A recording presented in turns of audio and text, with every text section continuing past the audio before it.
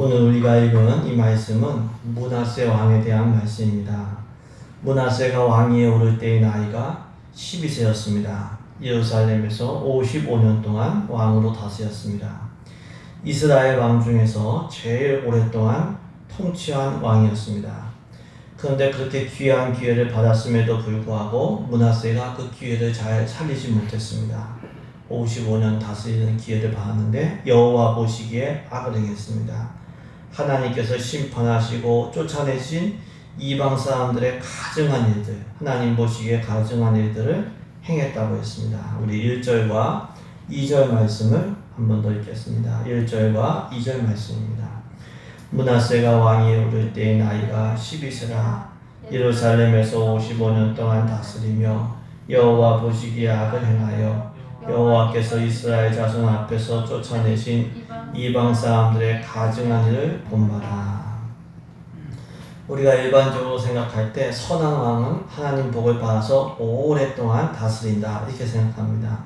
반대로 악한 왕은 하나님의 심판을 받아서 암살당하고 또 왕조가 바뀌어서 일찍 죽는다고 생각을 합니다. 물론 그런 경우들이 많이 있습니다. 하지만 꼭 그런 것만은 아닙니다. 오늘 본문에 나오는 므낫세도 그러했습니다. 아주 악한 왕이었지만 가장 오랫동안 나라를 다스렸습니다. 이를 통해서 알 수 있는 것은 무엇입니까? 숫자가 절대 기준이 될 수가 없다라고 하는 거예요. 오래 다스린다고 항상 좋은 왕은 아닌 거죠. 숫자나 통계가 항상 맞는 것은 아닙니다. 그럼 가장 정확하고 가장 옳은 것은 무엇일까요? 예수님 앞에 가서 받게 될 최후의 심판, 그것이 정말 가장 정확하고 중요하고 정확한 것이죠. 세상 법정은, 심지어 세상 법정은 거기서도 오해가 있고 실수로 판단 잘못할 수도 있고 더 나아가서 악이 있을 수가 있는 것이죠. 그렇기 때문에 숫자를 기준으로 함부로 단정짓거나 섣불리 중간평가해서는 안 됩니다. 우리가 지금 모인 숫자가 많지가 않습니다. 하지만 예수님은 두세 사람이 내 이름으로 모인 곳에도 그들과 함께 하신다고 했습니다. 숫자 많은 것도 좋지만 그 숫자보다 더 중요한 것은 예수님이 함께 하시는 것이 더 중요한 거죠. 숫자의 우상에 빠지지 않는 우리 되기를 소망합니다. 숫자를 기준으로 섣불리 중간평가하다가 정말 쓸데없는 교만에 빠지거나 정말 무익한 절망에 빠질 수가 있어요. 숫자가 많다고 교만에 빠지고 숫자가 적다고 절망할 수 있는 거죠. 그건 어리석은 거죠. 최종 심판은 우리가 정말 중요한 그 심판은 예수님이 하시는 것이고 그 심판에 의해서 우리의 천국과 지옥, 영생이 결정이 되는 것, 영원한 상이 결정이 되는 것입니다. 우리가 그 심판을 바라보면서 끝까지 믿음을 잘 지키고 두렵고 떨림으로 우리의 구원을 이루어가야 될 줄로 믿습니다. 세상 격언에서도 지나치게 일희일비하지 말라 이렇게 얘기합니다. 왜 그럴까요? 기쁜 일이 화가 될 수가 있고 슬픈 일이 복이 될 수가 있기 때문에 그렇죠. 그렇기 때문에 최종 심판에 우리가 목표를 고정하고 일관된 자세를 가지고 살아야 됩니다. 그 심판을 바라보면서 믿음의 경주 잘하는 우리 모두 되기를 예수님의 이름으로 축복합니다. 이렇게 므낫세는 악한 왕임에도 불구하고 55년이라고 하는 긴 시간을 다스렸습니다. 근데 이 악한 수준이 보통 수준을 아주 뛰어넘는 악한 수준이었어요. 둘째라면 서러울 정도로 아주 악한 왕이었습니다. 선한 왕이었던 아버지 히스기야가 헐어버린 산당을 다시 세웠어요. 산당은 이제 우상 숭배하던 곳에 쓰이던 그런 장소였는데 다시 세워버린 거죠. 바알들을 위하여, 바알 우상을 위하여 제단을 쌓았습니다.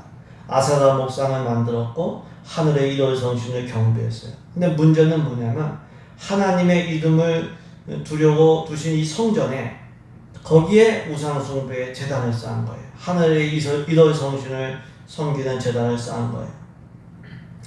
더 나아가서 아들을 불 가운데로 지나게 하는 인신제사를 그 이방인의 가증한 그러한 풍습을 따르고 인신제사를 한 겁니다. 점치던 사람들, 신접한 사람들, 그런 사람들을 아주 신임하고 가까이 했어요. 박수무당을 가까이 하는 거예요. 그로 인하여 백성들도 악을 행했다고 했어요. 정말 상상할 수 없는 많은 악한 일을 행한 그런 왕이었습니다. 우리 3절부터 9절까지 말씀을 한 번 더 읽겠습니다. 뜻을 생각하면서 읽습니다. 3절부터 9절까지 말씀입니다. 그의 아버지 히스기야가 헐어버린 산당을 다시 세우며 바알들을 위하여 제단을 쌓으며 아세라 목상을 만들며 하늘의 모든 이들 성신을 경배하며 섬기며 여호와께서 전에 이르시기를 내가 내 이름을 예루살렘에 영원히 두리라 하신 여호와의 전에 제단들을 쌓고 또 여호와의 전 두 마당에 하늘의 이들 성신을 위하여 제단들을 쌓고 또 흰놈의 아들 골짜기에서 그의 아들들을 불 가운데로 지나가게 하며 또 점치며 사술과 요술을 행하며 신접한 자와 박수를 신임하여 여호와 보시기에 악을 많이 행하여 여호와를 진노하게 하였으며 또 자기가 만든 아로새긴 목상을 하나님의 전에 세웠더라. 옛적에 하나님이 이 성전에 대하여 다윗과 그의 아들 솔로몬에게 이르시기를 내가 이스라엘 모든 지파 중에서 택한 이 성전과 예루살렘에 내 이름을 영원히 둘지라. 만일 이스라엘 사람이 내가 명령한 일들 곧 모세를 통하여 전한 모든 율법과 율례와 규례를 지켜 행하면 내가 그들을 발로 다시는 그의 조상들에게 정하여 준 땅에서 옮기지 않게 하리라 하셨으나 유다와 예루살렘 주민이 므낫세의 꾀임을 받고 악을 행한 것이 여호와께서 이스라엘 자손 앞에서 멸하신 모든 나라보다 더욱 심하였더라. 이처럼 므낫세는 정말 심한 악을 저질렀어요. 성전 안에서도 심지어 우상 숭배를 하고 아들들을 인신제사로 드린 거죠. 그런 왕의 꾀임을 받아서 백성들도 악을 행했다고 했습니다. 이를 통해서 알 수 있는 것은 무엇입니까? 하나님의 선택을 받은 하나님의 백성도 무섭게 타락하기 시작하면 무섭게 타락할 수가 있다고 하는 거예요. 하나님의 백성, 이스라엘 백성, 이스라엘 또 왕도 타락하게 되면 무섭게 타락할 수가 있습니다. 그렇기 때문에 우리는 우리 자신을 늘 점검하고 늘 살펴봐야 됩니다. 아무리 은혜를 받았어도요, 우리가 지난 주일날 은혜 받았어도 평생 가지 않아요. 우리가 과거에 은혜 받았어도 자칫 잘못하면 교만해지고 타락해질 수가 있어요. 아무리 목사, 장로, 권사, 집사, 성도의 직분을 받았어도 그것이 우리의 신앙을 보장해 주지는 않습니다. 특별히 우리 마음 성전에 우상이 없는지를 점검해야 돼요. 므낫세가 무섭게 타락하자 성전 안에 하늘의 해와 달과 별들을 섬기는 제단을 쌓았습니다. 자기가 손으로 만든 목상을 하나님 전에 세운 거예요. 교회 안에 불상 세우고 이런 것들을 세운 것과 같은 거예요.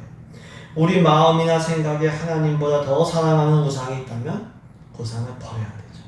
그것 때문에 하나님이 진노하시고 우리가 자유와 기쁨을 누리지 못하는 거예요. 내가 행복하지 못하게 하는 우상이 뭔가 이거 한번 생각해 봐야 돼요. 또 우리는 어려운 일이 있을 때 누구에게 묻고 누구에게 상의하는가를 점검해 봐야 됩니다. 므낫세는 점치는 자들과 신접한 자들을 신임하고 그들을 가까이 했어요. 영적으로 안 좋은 사람들인데 자기 인생을 의논하고 미래를 맡긴 겁니다. 우리는 예수님을 주님으로 모시고 늘 예수님과 교제해야 돼요. 그래야 살 수가 있어요. 가지가 포도나무를 떠나면 그때는 죽는다고 했습니다. 예수님을 주님으로 모시고 늘 예수님과 상의하고 예수님과 교제하는 우리 되기를 소망합니다. 또 므낫세는 자신의 유익을 위하여 아들을 인신제사로 드렸습니다. 하나님의 백성도 타락하면 자기 자식까지도 사랑하지 않아요. 이게 일반 사람도 자기 자식은 사랑하는데 욕심에 눈이 멀면 가족도 돌보지 않습니다. 디모데전서 5장 8절에 누구든지 자기 친족 특히 자기 가족을 돌보지 아니하면 믿음을 배반한 자여 불신자보다 더 악한 자라고 했습니다. 이단에 빠져도 자기 가정을 돌보지 않고 일터를 소중히 여기지 않습니다. 하나님께서 맡겨주신 가족들, 하나님께서 맡겨주신 사람들 위하여 기도하고 잘 돌보는 사랑의 사람들 되기를 소망합니다. 근데 이 므낫세는 반대로 행한 겁니다.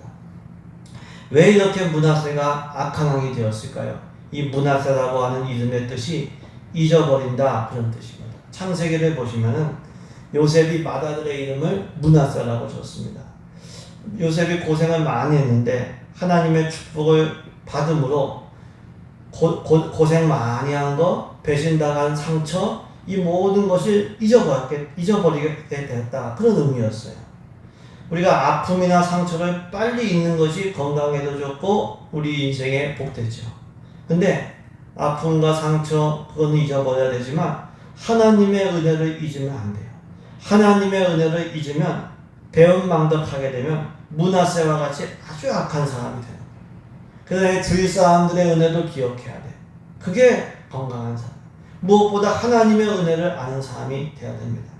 우리가 예배드리는 핵심, 우리 성찬식 하기도 하는데 그 핵심이 뭐냐면 하나님의 은혜, 예수님의 은혜를 기념하는 거예요. 지금도 하나님의 은혜와 능력을 기억하고 기념하기 위해서 우리가 여기 모인 겁니다.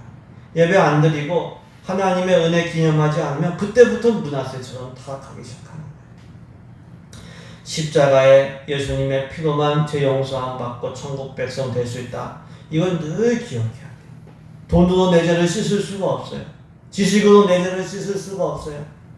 사람이 내 죄를 씻어줄 수가 없어요. 오직 예수의 빛밖에 없는 거죠. 예수님께서 고통당하시고 흘리신 그 피로 내가 구원받았어요. 지옥에 안 가는 거예요. 그것을 늘 기념하면서 감사 찬송하는 우리 되기를 소망합니다. 하나님의 은혜를 잊어버리면 므낫세가 된다. 이걸 늘 기억해야 됩니다.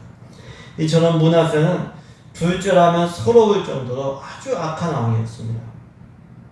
그리고 그에 따라서 백성들도 악을 행했습니다.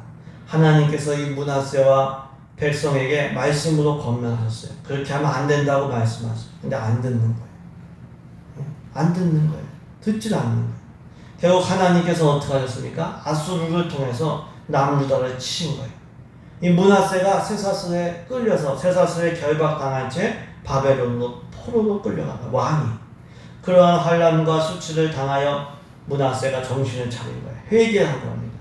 하나님께 간절히 기도하고 크게 겸손해졌습니다. 그런데 하나님께서 이 므낫세의 간구를 받으시고 그 기도에 응답을 하셨어요. 다시 예루살렘에 돌아와서 왕위에 앉게 하셨어요.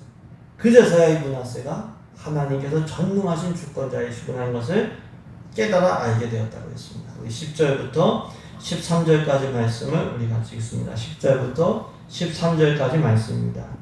여호와께서 므낫세와 그의 백성에게 이르셨으나 그들이 듣지 아니하므로 여호와께서 아수르 왕의 군대 지휘관들이 와서 치게 하심에 그들이 므낫세를 사로잡고 쇠사슬로 결박하여 바벨론으로 끌고 간지라. 그가 환난을 당하여 그의 하나님 여호와께 간구하고 그의 조상들의 하나님 앞에 크게 겸손하여 기도하였으므로 하나님이 그의 기도를 받으시며 그의 간구를 들으시사 예루살렘에 돌아와서 다시 왕위에 앉게 하심에 므낫세가 그제서야 여호와께서 하나님이신 줄을 알았더라. 하나님께서 악한 왕 므낫세의 회개 기도를 받으신 거예요.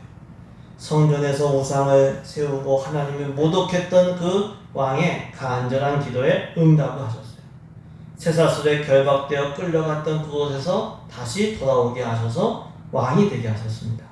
이를 통해서 알 수 있는 것은 무엇입니까?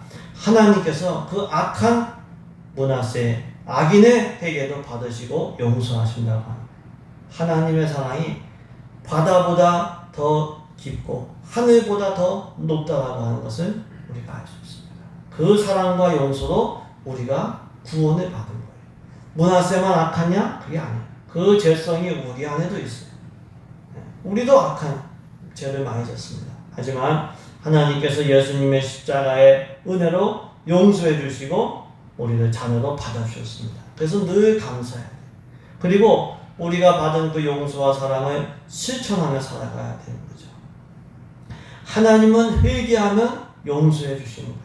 그렇기 때문에 우리는 회개해야 됩니다. 늦었다고 생각하면 안 돼요. 천국은 죄 없는 사람이 가는 게 아니라 회개한 사람이 가는 거예요. 죄 없는 사람은 아예 처음부터 없는 거예요. 다 죄인이에요. 근데 회개하면 은혜 받고 천국 가게 되는 거죠. 근데 그 회개는 빠를수록 좋은 겁니다. 이 하나님이 므낫세와 남유다 백성에게 여러 차례 말씀을 주었어요. 안 들었어요. 그러니까 아수르 군대를 통해서 징계하시고 심판하셨습니다. 말로 해서 안 되니까 매로 징계하신 거예요. 이 징계 역시 하나님의 사랑의 표현이죠. 이 사람도요, 남의 집 자식이 잘못하면 한다고 책망하거나 징계하지 않죠. 그렇게 할 수도 없고요. 반대로 자기 자녀면 안타까운 마음으로 책망도 하고 이 권면도 하고 징계도 하는 거죠. 근데 이 징계 속에서, 이 권면 속에서, 이 책망 속에서 회개해야 되는데, 빨리 이왕 회개할 거면 말씀으로 책망받을 때 회개하는 것이 지혜롭죠. 징계받기 전에 더 내 마음이 굳어지기 전에 빨리 회개하는 그런 은혜가 있기를 주님의 이름으로 축복합니다. 이렇게 므낫세는 아주 악한 왕이었지만 징계받을 때 회개함으로 용서를 받은 거예요. 바벨론 포로에서 돌아와 왕이 되었습니다. 그 후에 므낫세는 정말 복되게 변화가 되었습니다. 왕으로서의 사명을 충성했어요. 외성을 쌓고 견고한 성읍마다 군대 지휘관을 두어서 국방을 튼튼히 합니다. 이방신들과 성전 안에 세웠던 우상들, 제단들 다 제거하고 하나님의 제단 성전을 보수하고 하나님께 제사를 드리고 백성들에게도 하나님을 섬기라고 명령했습니다. 선한 왕이 된 거예요. 14절부터 16절까지 말씀을 우리 같이 읽습니다. 14절부터 16절입니다. 그 후에 다윗성 막 기온 서쪽 골짜기 안에 외성을 쌓되 엄은 어기까지 이르러 오벨을 둘러 매우 높이 쌓고 또 유다 모든 견고한 성읍에 군대 지휘관을 두며 이방신들과 여호와의 전에 우상을 제거하며 여호와의 전을 건축한 사내와 예루살렘에 쌓은 모든 제단들을 다 성 밖에 던지고 여호와의 제단을 보수하고 화목제와 감사제를 그 제단 위에 드리고 유다를 명령하여 이스라엘 하나님 여호와를 섬기라 하며 끝까지 읽겠습니다. 므낫세는 회개하고 회복한 후에 변화되었어요. 왕으로서의 사명도 잘 감당하고 우상도 제거하고 하나님도 섬기고 백성들도 하나님께로 이끈 것을 볼 수가 있습니다. 악인이 회개하면 이 악인도 회개하면은 정말 제대로 회개하면 새로운 삶을 살게 된다는 거예요. 사람은 늘 과정 중에 있는 존재고 늘 변하는 존재입니다. 그렇기 때문에 악한 죄인도 회개하면, 정말 회개하면 복되게 변화될 수가 있어요. 그래서 우리도 우리 자신을 향해서 또 주위 사람들을 향해서 끝까지 우리가 소망을 가지고 우리가 기도하고 권면해야 돼요. 나 자신을 바라볼 때도 정말 고치지 못하는 악한 습관들, 죄들이 많아요. 근데 하나님께서 회개의 은혜를 주시고 하나님께서 성령의 은혜를 주시면 나도 변화될 수 있어요. 내 옆에 있는 사람도 마찬가지. 지금은 부족하고 악하지만 하나님의 은혜 안에서 성화될 수가 있어요. 약한 자가 강하게 변화될 수가 있어요. 무익했던 오네시모가 예수님 안에서 유익한 사람으로 변화가 되었어요. 예수님의 은혜 안에서 지옥 백성이 천국 백성으로 변화될 수가 있습니다. 기도가 만사를 변화시킵니다. 하나님의 능력을 믿고 약속을 믿고 끝까지 존버하며 나가는 우리 되기를 소망합니다. 또 사람이 변화하는 존재이기 때문에 변화의 방향을 잘 정해야 됩니다. 살아있는 것은 움직이기 마련입니다. 죽은 건 안 움직이는데, 살아있는 건 움직이는데, 이 어느 쪽으로 움직일 것인가, 어느 쪽으로 변화될 것인가, 이게 정말 중요해요. 방향을 잘 잡아야 돼요. 똑같은 에너지인데 절망하는 쪽으로 에너지를 쓰면 죽어요. 소망을 가지는데 에너지를 쓰면 이 사람 살게 됩니다. 포기하는 것에 생각을 집중하면 인생 어두워지게 됩니다. 근데 인내하는 쪽으로 집중하게 되면 이 사람은 연단받고 하나님께 쓰임받습니다. 므낫세처럼 우리가 변화가 되는데, 므낫세처럼 악인이 회개하고 선인이 될 수 있어요. 그렇게 변화되는 건 좋은 변화인데 반대의 변화도 마찬가지예요. 훌륭했던 솔로몬 왕이 말년에 이 미혹을 당해서 악인이 된 거예요. 의인이 악인이 될 수도 있는 거예요. 그렇기 때문에 변화의 방향을 잘 잡아야 됩니다. 내가 지금 어느 방향으로 갈 것인가? 내 생각은 어느 방향으로 틀 것인가? 하나님을 향하여 나아가고 변화될 때 하나님께 쓰임받게 되는 거예요. 므낫세는 많은 인생의 날들을 마귀에게 쓰임받았어요. 그건 정말 오늘 므낫세에 대한 것이 다 이 무슨 사기에 기록되고 다 기록됐다고 그러잖아요. 인생 상관은 다 기록되는 거예요. 나중에 물론 회개해서 선한 왕이 됐지만 다 기록된 겁니다. 돌이킬 수가 없는, 지우개가 없는 거예요. 나중에 회개해서 그나마 하나님의 종으로 쓰임받은 거예요. 그렇다면 더 빨리 회개한다면 그 많은 시간들을 하나님께 드릴 수 있고 더 복되게 쓰임받게 되는 줄로 믿습니다. 이왕 회개할 거 빨리 회개하고 지금도 우리가 결정을 해야 되는데 하나님 뜻대로 결정하고 나가시길 예수님의 이름으로 축복합니다.